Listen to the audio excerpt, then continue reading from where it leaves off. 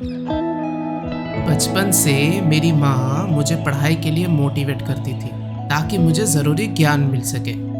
आज भी मुझे याद है कि मुझे हिस्ट्री और ज्योग्राफी बिल्कुल पसंद नहीं था, इसलिए मेरी माँ इन चैप्टर्स को कहानियों की तरह सुनाती थी।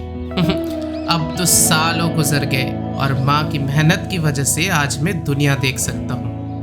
और इसी सफ़र में मैं आगरा आया हूँ ताजमहल देखने, ताकि उनकी हिस्ट्री बुक के इमोशंस को फिर से महसूस कर सकूं, ये समझने के लिए कि एक आदमी मोहब्बत में पढ़कर क्या क्या बना सकता है। सुबह सुबह दिल्ली से निकला था एक खूबसूरत सा सनराइज देखने, पर यहाँ पहुँचते ही भीड़ का ऐसा मंजर देखा कि बस। अफसोस सूर्योदय तो नहीं देख पाए, लेकिन अच्छा हुआ कि देर नहीं हुई और सफेद संगमरमर की दीवारों पर सूरज की रोशनी का रंग बदलते हुए देखने का सुख मिला। सबसे बड़ा सरप्राइज ये था कि यहाँ इंडियन से ज्यादा फॉरेनर्स थे। ये भीड़ देख के मुझे एकदम कलकत्ता की दुर्गा पूजा का याद आ गया।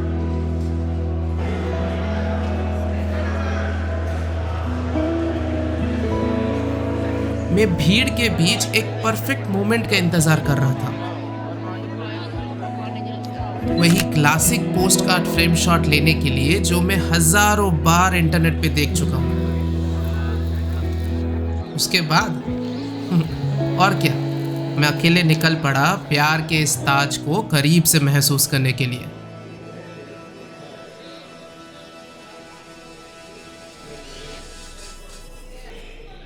वहाँ के आर्किटेक्चर और सड़कों में बनी कलाकृति देख के एक पल के लिए मैं रुक गया।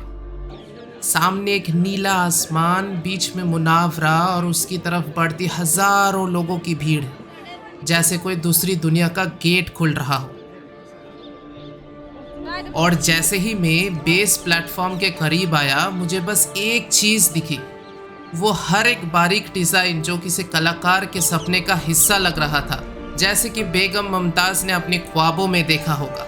और जैसे ही सूरज की रोशनी इस अजीम अलशान मुनावरे पर पड़ी, वो बस चमक उठा, जैसे जहां और मुमताज का अमर प्यार।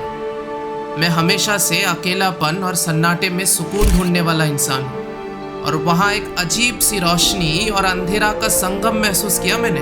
कुछ ऐसा हो जो शायद दिखाई नहीं देता, पर एहसास किया जा सकता है। और तभी एक नॉस्टैल्जिक फ्लैशबैक आया। माँ के साथ बचपन की वो किताबें याद आ गई, जब हम दोनों हिस्ट्री के इन चैप्टर्स को पढ़ते थे। मैंने मन ही मन कसम खाया कि एक दिन उनको यहाँ ज़रूर लेके आऊँगा, ताकि वो भी वो एहसास महसूस कर सके जो किताबें कभी नहीं दे सकती थी। अब बस ये एहसास अपनी कैमरे में कैद करके वापस ले जाना ही मकसद था मेरा।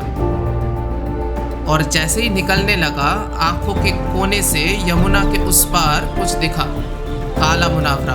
जब मैं सफ़ेद से दूर होकर काले ताज की तरफ बढ़ा, तब एक नया दुख सामने आया।